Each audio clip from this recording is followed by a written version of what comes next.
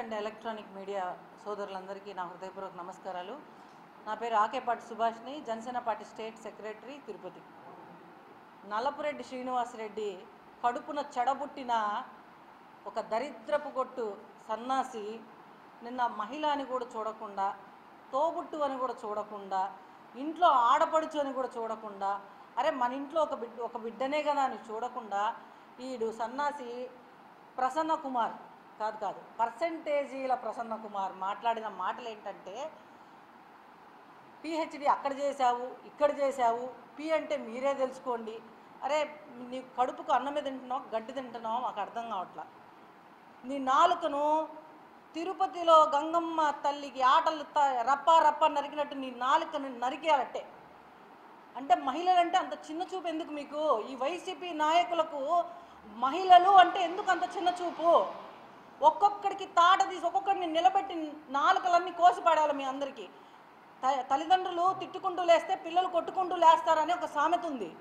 ఏ విధంగా అయితే జగన్మోహన్ రెడ్డి తప్పే ఉంది, అది సినిమా డైలాగు. అవును నన్ను అంటే పోయి ఆఫీసు ధ్వంసం చేస్తారు, నేను ఇంట్లో చెల్లెలను ధర్మేస్తాను, అమ్మను ధర్మేస్తాను అని నీ నాయకుడు ఏదైతే దరిద్రపు ఎదవ చేస్తున్నాడో అదే దారిలో మీరు కూడా నడుస్తున్నారు. ఇది చాలా తప్పు, గుర్తుపెట్టుకోండి. మీరు ఇలా చేయబట్టే గతంలో మిమ్మల్ని ఈ 2024 మిమ్మల్ని తరిమి కొడితే నీ గ్రాఫ్ ఎలా పడిపోయిందంటే 6 సంవత్సరాలు 6 టర్మ్స్ మేము పాలించినాము, ఆయన కడుపున చెడబుట్టినాం. నీ వరకే మాట్లాడదాం. 3 ఏళ్ళు నీకు ఛాన్స్ ఇస్తే 3 టైమ్స్ నీకు ఛాన్స్ ఇస్తే కూడా నీ దరిద్రపు చేష్టలతో అక్కడ ఉన్న వాళ్ళు తరిమి చేత్తో కాదు చెప్పుతో కొట్టి నీకు 60,000తో ఆమె మెజారిటీతో ప్రశాంతి మేడం గారిని గెలుపొందించినారా. నువ్వు అది గుర్తుపెట్టుకోవాలి. నీకు నిజంగా నువ్వు వెంటనే మేమందరం వచ్చిందే నీకోసం.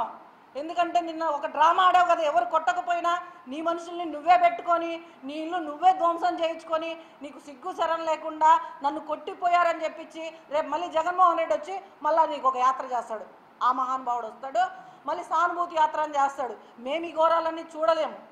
ఈ ఘోరాలన్నీ చూడలేక మేము ముందుగానే చెప్తున్నాం.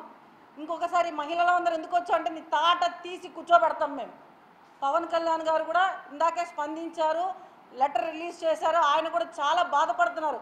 ఒక మహిళని అంటే ఈరోజు నా పార్టీ కాదు, నీ పార్టీ కాదు, నా కులం కాదు, నీ కులం కాదు, కులాలకు అన్నిటికీ అతీతం మహిళ. ఒక మహిళను పట్టుకొని నువ్వు మాగుంట లేఅవుట్లో పిహెచ్డి చేశావు, ఆడ పిహెచ్డి చేశావు. మరి మీ పెళ్ళాం ఎక్కడ పిహెచ్డి చేసింది? నీ బిడ్డలు ఎక్కడ పిహెచ్డి చేశారు? మీ అమ్మ ఎక్కడ పిహెచ్డి చేసిందిరా సన్నాసి? ఇట్లైనా మాట్లాడేది? నీ తల్లిదండ్రులు ఇట్లైనా నిన్ను పెంచింది? కనీసం నీ పెళ్ళామన్నా నీకు చెప్పదా? దరిద్రపు నో వేసుకొని ఇంకొకసారి మాట్లాడితే తిరుపతి గంగమ్మ జాతరలో తలలు నరికినట్టు వీళ్ళందరి నాలుకలు కోసేస్తామని చెప్పి సందర్భంగా తెలియజేస్తున్నాను. ఆగిన తర్వాత ఈ గొడవంతా తెలిసిన తర్వాత ఇక్కడ మేము ఒక మహిళకి ఇంత అవమానం జరిగింది, ఆవిడికి మేము ఎవరైతే ఈ ఎక్స్ఎమ్మెల్యే గారిని తిట్టారో అవన్నీ కూడా ఏ పార్టీ ఏది అని అడగకుండా ఒక మహిళ మీద ఇంత అపనిందలు వేశారు కదా అని చెప్పేసి మేము ఈరోజు ఇక్కడ ఆగడం జరిగింది. ఆవిడికి అన్యాయంగా ఆయన నిందలు వేశారు కాబట్టి ఆవిడకి క్షమాపణ చెప్పాలి. క్షమాపణ చెప్పి ఆయన ఎక్కడైతే ఆయన ఈ వ్యాఖ్యలు చేశారో అదే 10 మంది దగ్గరికి ఆయన క్షమాపణ చెప్పాలి. అది మా అందరి డిమాండు. తర్వాత వాళ్ళ నాన్నగారి గురించి చెప్తున్నారు అందరూ. మాకు తెలియదు, మేము కాకినాడ వాళ్ళం కాబట్టి. వాళ్ళ నాన్నగారు చాలా మంచివారని ఏదో అంటారు కదండి, పండిత పుత్ర పరమసుంట అంటారు కదా, అటువంటి విధంగా తయారు చేయారు. ఈయన మార్చుకోకపోతే భార్య కాదు, చెల్లెలే కాదు, అక్క కాదు, ఎవరైనా సరే ఆయనకు బుద్ధి చెప్పే విధంగా ఆయన్ని కూర్చోబెట్టి ఒరే మేము కూడా ఆడవాళ్ళని అలా అనకూడదు అని చెప్పండి అమ్మా మీరు అయినని. ఎందుకంటే ఆడవాళ్ళు ఎవరైనా మన ఆడవాళ్ళమే. నేను ఆవిడ ఏ పార్టీ అని కూడా నేను అడగలేదు. ఇక్కడ ఆవిడ ఏ పార్టీలో ఉన్నారని కూడా నాకు తెలియకుండానే ఒక మహిళకి జరిగిన అన్యాయం కోసం మేము మాట్లాడుతున్నాము. దయచేసి మీరు ఎటువంటి వారైనా కూడా, ఎందుకంటే మేము ఎవరిని కూడా వాడు వీడు అనే పదాలు ఎప్పుడు వాడలేదు, కానీ వాడవలసి వస్తుంది. మీరు చేసిన వ్యాఖ్యలు మేము విన్న తర్వాత మిమ్మల్ని ఈ విధంగా చేయకూడదు, మహిళల్ని ఒక దేవతగా పూజిస్తారు ఎవరైనా సరే. మా పార్టీలో అయితే వీర మహిళ అనే ఒక ప్లాట్ఫామ్ ఇచ్చారు మా అందరికీ. ఆయన అలాగే మమ్మల్ని గౌరవిస్తారు కాబట్టి నీకు మర్యాదపూర్వకంగా చెప్తున్నాము. ఎక్కడైతే మీరు అనుచిత వ్యాఖ్యలు చేశారో అక్కడే క్షమాపణ చెప్పాలి. ముందుగా మీడియా మిత్రులందరికీ నమస్కారాలు చెప్పుకుంటున్నాం. కానీ ఒక విషయం మాట్లాడాలంటే మాది ఈ జిల్లా కాదు. కానీ ఎందుకు ఒక మహిళకి అన్యాయం జరిగిందని మేము ఎందుకు స్పందిస్తున్నామంటే నిజంగా చెప్తున్నా ఆ ఎమ్మెల్యే ఎమ్మెల్యే ఎవరైతే ఉన్నారో వానమాల ఎక్కడ దుద్దాడండి? జగన్మోహన్ రెడ్డి గారి దగ్గర. జగన్మోహన్ రెడ్డి గారు ఏం మాట్లాడతారండి? తప్పేముంది తప్పేంది ఉంది అంటాడు.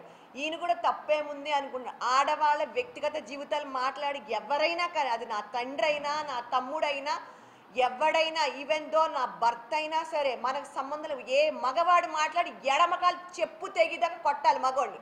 ఎందుకంటే నిన్ను కన్నది ఒక తల్లి, నేను పెళ్లి చేసుకుంది నిన్ను కన్నది తల్లి, ఆడది, నీ భార్య ఆడది, నీ కూతురు ఆడది. అది ఒంటి మీద స్పృహ ఉన్న ఎవడో కూడా ఇలాంటి మాటలు మాట్లాడరు. ఇలాంటి మాటలు పార్టీలు అతీతంగా, నేను వైసీపీలో ఉన్న మహిళలకు కూడా చెప్తున్నా, పార్టీలకు అతీతంగా ఆడవాళ్ళంటే ఎవరైనా ముందుకు వచ్చి మాట్లాడాలి. వ్యక్తిగత జీవితాలు మాట్లాడే రైట్స్ ఎవరికీ లేవండి. కానీ ఎమ్మెల్యే గారు వాళ్ళ నాన్నగారి గురించి చాలా గొప్పగా చెప్తున్నారు. అలాంటి తండ్రి కడుపుని చెడబుట్టినటువంటి ఎమ్మెల్యే గారిని వాళ్ళ ఇంట్లో ఆడవాళ్ళు ముందు మీ ఎడంకాలు చెప్తూ మీ భర్త మీరు కొడితే ఆయనకు బుద్ధి వస్తుంది. అలాగే కూటమి ప్రభుత్వం ఎమ్మెల్యే గారు ఎవరైతే ఉన్నారో మేడం గారిని ఇష్టం ఉన్నట్టు మాట్లాడంటే ఆవిడకి తక్షణమే పబ్లిక్గా మీరు అపాలజీ చెప్పాలి, క్షమాపణ చెప్పాలి.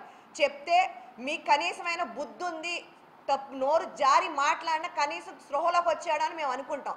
ఆ పరంగా మీరు చెయ్యాలని జనసేన పార్టీ తరఫున మా వీర మహిళలందరం కూడా కోరుకుంటున్నాం. ఇలాంటి ఇంకా వైసీపీ వాళ్ళు తగ్గించుకుంటే మంచిది.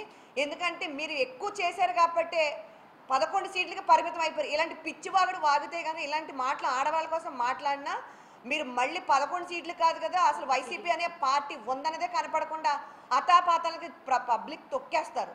సో మీరు అర్జెంటుగా ఎమ్మెల్యే గారు మీరు ఇప్పుడు ఎవరైతే ఎమ్మెల్యే గారు ఉన్నారో ఎమ్మెల్యే వారికి మీరు క్షమాపణ తక్షణమే చెప్పాలని జనసేన పార్టీ తరఫున కూటమి ప్రభుత్వం తరఫున మేము డిమాండ్